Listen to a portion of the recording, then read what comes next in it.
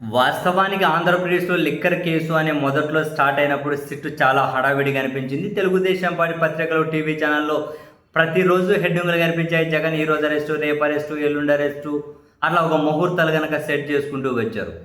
కానీ తర్వాత గనక చూస్తే అందులో కొందరికి కోర్టులు డిఫాల్ట్ బెయిల్ ఇచ్చేసాయి. మీరేమీ ఆధారాలు సమర్పించకుండా ఎన్ని రోజులని వాళ్ళని జైల్లో పెట్టాలి అని చెప్పి 90 డేస్ తర్వాత డిఫాల్ట్ బెయిల్ ఇచ్చే ఇదే కేసులు. అండ్ ఏ1గా ఉన్న వ్యక్తులకు కూడా బెయిల్ వచ్చేసాయి. మధ్యలో ఇంకా సిట్టు ఛార్జ్ షీట్లు దాఖలు చేసింది. ఒక రకంగా చెప్పాలి అంటే టెక్నికల్గా ఆ కేసు విచారణ కూడా అయిపోయింది అనుకునే క్రమంలో మళ్ళీ ఇప్పుడు ఫుల్ హడావిడిగా అనిపిస్తూ ఉంది. జగన్ పిఏ కేఎన్ఆర్, జగన్మోహన్ రెడ్డి గారి పిఏ కేఎన్ఆర్ని ఇప్పటికి 2 సార్లు విచారణకు పిలిచారు. మరోసారి విచారణకు పిలుస్తారంటున్నారు. లేదు, ఈసారి ఆయన అరెస్టే ఉండొచ్చు అని చెప్పి మరికొందరు. అండ్ ఆ తర్వాత వైసీపీ అధికార ప్రతినిధి పుత్త శివశంకర్ రెడ్డి తనను విచారణకు పిలిచారు.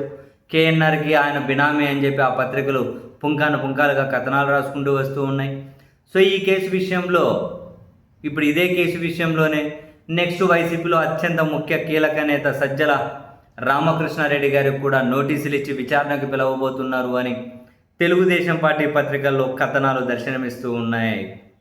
సోమవారం కానీ లేకుంటే ఆ తర్వాత కానీ సజ్జల రామకృష్ణారెడ్డి గారిని విచారణకు పిలవబోతున్నారు అని తెలుగుదేశం పార్టీ పత్రికలు రాశాయి. అంటే ఆ విచారణ సంస్థకు నోటీసులు ఇచ్చి విచారణకు పిలవాలి అనే ఆలోచన లేకపోయినా ఈ పత్రికలు రాశాయి అంటే వాళ్ళు విచారణ ఖచ్చితంగా పిలవాలి. కాబట్టి మోస్ట్ ప్రాబబ్లీ మరి సజ్జల రామకృష్ణారెడ్డి గారిని కూడా విచారణకు పిలుస్తారేమో. ఒకటి పిలుస్తారు అనే ఇన్ఫర్మేషన్ ఉంటే టీడీపీ పత్రికలు రాస్తాయి. లేదు, ఈ పత్రికలు రాశారు అంటే ఆ విచారణ సంస్థకు అవసరం ఉన్నా లేకపోయినా ఆయన విచారణకు పిలవాల్సింది. లేకుంటే ఈ పత్రికలు హట్ అవుతాయి.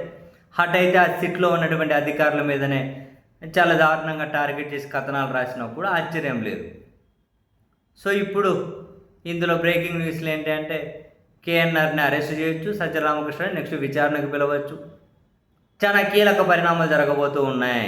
ఇంకా వాళ్ళ స్టైల్లో ఏంటి, ముఖ్య నేత దగ్గరికి వెళ్ళి ఆగబోతూ ఉందా, చాలా కీలకమైన లింకులు బయటపడబోతూ ఉన్నాయా, ఇంకెన్నైనా రాయగలుగుతారు. ఇంకా ఆంధ్ర నుంచి అమెరికా వరకు ఇంకా వీళ్ళు ఇంకా ఇందులో ఏమేమి సంపాదించారు, వీళ్ళు ఏంటి, ఎక్కడ తిరిగారు, ఏడ పడవెక్కారు, ఏడ విమానం ఎక్కారు, ఏడ కాఫీ తాగినారు, ఏడ ఫోటోలు తీసుకున్నారు, అవన్నీ ఈరోజు చూడండి తెలుగుదేశం పార్టీ గెజిట్ పత్రికలో ఏమో ఒక వైసీపీ సానుభూతి పడు లేకుంటే లిక్కర్ కేసుతో సంబంధం ఉన్న వాళ్ళు అని చెప్పి ఫోటోషూట్ లాగా 15-20 ఫోటోలు ప్రచురించారు. ఎవరో ఒక ఆయన పడవలో పోతుండు, ఇంకొక ఆయన టీ తాగుతుండు, ఇంకొక ఆయన ఏదో విమానంలో కూర్చుండు, ఇంకొక ఆయన ఏందో డ్యాన్సులు చేస్తుండ అంటే ఇట్లాంటి ఫోటోలు. అల్టిమేట్గా ఎవరైనా అంటారు మరి ఇన్ని సంవత్సరాల నుంచి విచారణలు చేస్తున్నారు, ఏం తేల్చారు? ఇప్పుడు మద్యం కేసు అని ఇంతగానో విచారణ చేస్తున్నారు, ఏం తేల్చారు? కోర్టుకి ఏం ఆధారాలు ఇచ్చారు, ఏం ప్రూవ్ చేశారు? అవన్నీ అవసరం లేదు. ఫస్ట్ ఈ పత్రికల్లో కథనాలు రాసేయాలి. ఇది జనాల్లోకి వాళ్ళు దుర్మార్గులు అనే చర్చ తీసుకెళ్ళాలి. వాళ్ళు ఏం అదేలాగే కనిపిస్తుంది. ఇప్పుడు మళ్ళీ తీవ్రంగానే హడావిడి చేస్తూ ఉన్నారు. మరి తీవ్రంగా హడావిడి సజ్జల రామకృష్ణారెడ్డి గారి కోసమా, లేకుంటే కేఎన్ఆర్ గారి కోసమా, లేకుంటే వీళ్ళిద్దరు కాకుండా ఇంకెవరినైనా టార్గెట్గా చేస్తూ ఉన్నారా? దీని ద్వారా ఏ రాజకీయాన్ని డైవర్ట్ చేయబోతున్నారు? అసలు ఏంటో మరి ప్రభుత్వ ఆలోచన. మరో 3-4 రోజుల్లో క్లారిటీ వస్తుందేమో చూడాలి.